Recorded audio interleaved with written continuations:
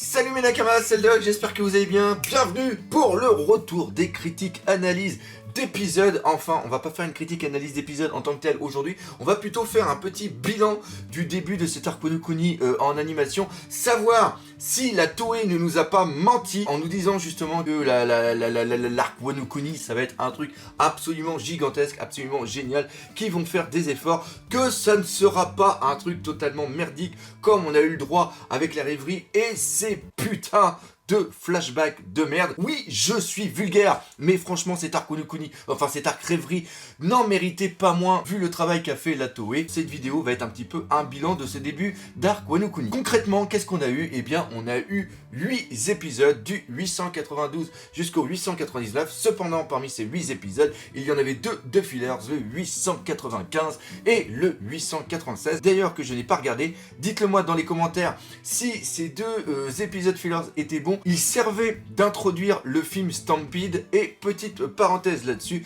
le film Stampede, pour ceux qui ne seraient pas au courant, ceux qui vivraient dans une grotte, sort le 12 septembre pour une seule journée en avant-première en VO STFR un petit peu partout en France, et moi je vous donne rendez-vous au Kinépolis de Rouen pour une super soirée Stampede, parce que Stampede, c'est un film qu'il faut voir au cinéma, il faut y aller avec ses nakamas, il faut le vivre tous ensemble. Donc voilà, ça c'était la petite annonce. Sur ces 6 épisodes, est-ce que c'était bon? Globalement, je vous dirais oui. On a eu du très très bon au niveau animation et art. J'adore l'art de ces épisodes, j'adore le côté un petit peu pastel des couleurs, les traits qui sont assez gros, qui sont assez gras, les gros plans qui sont absolument fantastiques et les décors qui sont vraiment géniaux.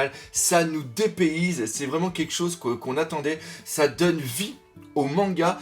La forêt de bambou, franchement la forêt de bambou, elle est vraiment trop belle. La cabane de Itetsu, et même après la désolation, là après quand ils vont dans le village de Kobore, franchement on voit, quand on a lu le manga, franchement c'est les pages d'Ichiro Oda qui prennent vie avec ce petit côté art japonais, art ancien japonais.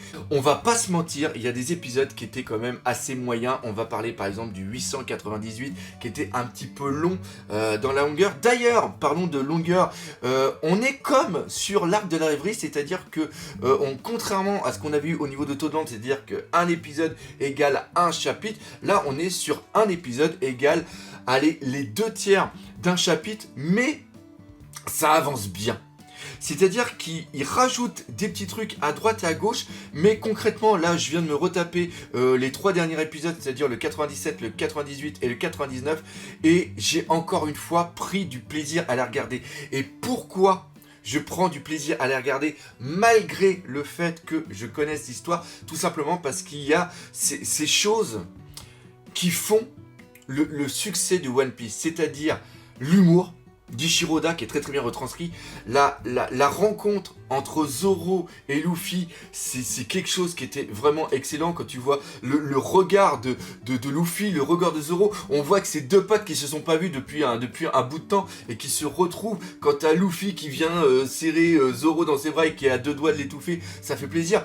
Là un petit peu quand ils s'engueulent au sujet du Nidai Kitetsu, c'est-à-dire que là t'as Luffy qui commence à parler comme un samouraï, t'as Zoro qui dit vas-y fais-moi voir le katana et tout, il lui dit non c'est à moi, puis après il dit mais après le combat tu pourras au moins me le faire voir, non c'est à moi, et après il commence à faire des attaques, et il fait des attaques pistoles avec le katana dans la main, et là t'as Zoro qui est en train de péter les plombs en se disant mais non putain c'est pas comme ça qu'on utilise un katana.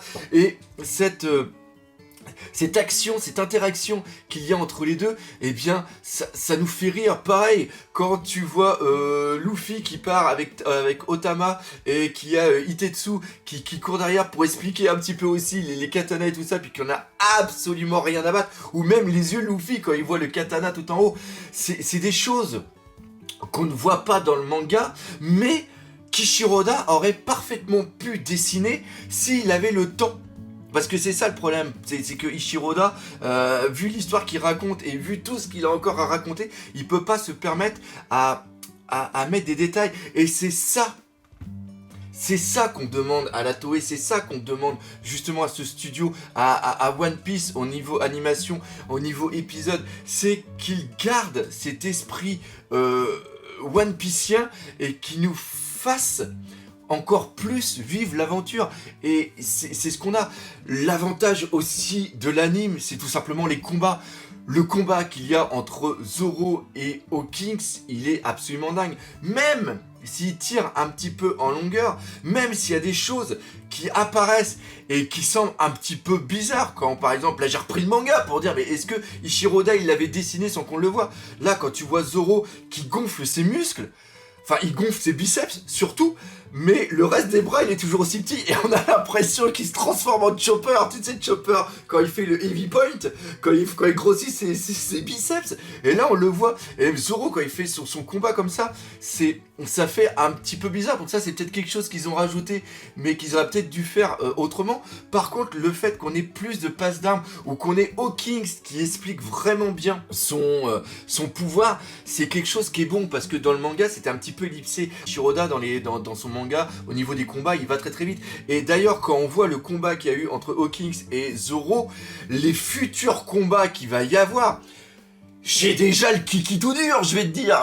Tiens, regarde, rien qu'à en parler comme ça, je suis en train de me hyper malade pour le reste. Et d'ailleurs, je suis pas le seul à me hyper, parce que sur Twitter, le nombre de passages de Wano Kuni qu'on voit en animation qui est remis à droite et à gauche, c'est que les gens commencent à... Enfin, on voit que ce que fait la Toei fait plaisir à pas mal de gens. Et c'est peut-être grâce à Wano Kuni qu'on va revenir sur l'anime. Par contre, autant il y a un travail qui est bien fait, autant l'atmosphère visuelle de Wano Kuni est vraiment distinct des autres arcs qu'on a eu précédemment, autant au niveau de la musique, là personnellement, je suis hyper déçu.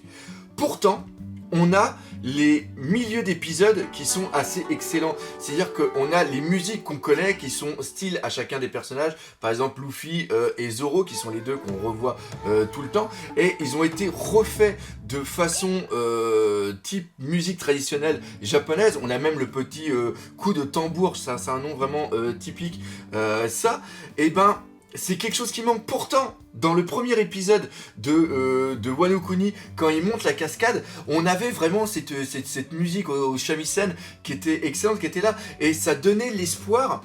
Je suis en train de me balancer sur ma chaise tout à l'heure, je vais me casser la gueule en arrière, vous allez être pété de rire. Pourtant, on l'avait cette atmosphère, on l'avait ce petit truc. C'est quelque chose que j'adorais justement dans Naruto, c'était vraiment cette identité, et je demandais pas qu'ils fassent des musiques à la Naruto, mais qu'ils reprennent des thèmes de One Piece, mais en version musique japonaise traditionnelle. Et là, malheureusement, on les a pas.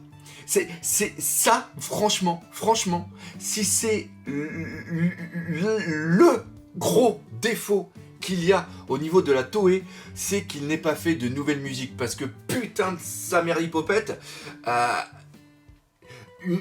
des OST vraiment musique japonaise, enfin musique de One Piece en style japonais, ça aurait vachement collé, quoi.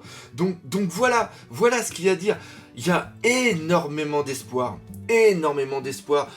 sur la suite. En plus, il rapporte encore une fois des petites choses que nous qui avons lu le manga, on le voit. Par exemple là, quand on voit Kaido qui est à Onigashima et qu'on le voit en train d'attendre, à un moment il y a un zoom sur ses yeux et on voit la pupille de Kaido qui se transforme. Donc là vous voyez, il y a des petites choses qui sont assez sympas. Donc voilà, il y a beaucoup d'espoir, beaucoup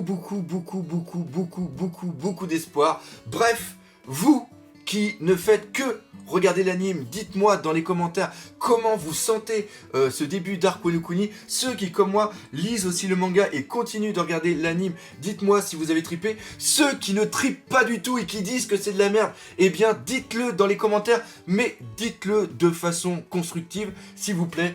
J'espère que cette vidéo vous aura fait plaisir. Oui, j'ai plein de patates en ce moment, ça se voit que ça m'a fait du bien. Un petit peu ce repos. Bref, Bref, ah oui, puis en plus, là, moi, j'ai ça à faire. Ce que vous voyez derrière moi, là, c'est pour ça que la vidéo, ça pulse un petit peu. C'est parce que je dois tout ranger. J'ai plus de 1000 figurines à trier, ranger et aussi nettoyer, donc j'ai pas beaucoup de temps. Donc on va arrêter avec cette intro, avec cette conclusion. Si vous avez aimé, partagez, parlez autour de vous, laissez des commentaires. Comme d'habitude, si vous voulez me soutenir, n'oubliez pas Tipeee et Utip. Et on n'oublie pas le principal, la Toei. Pour One Piece, c'est la vie. Allez, salut mes Nakama.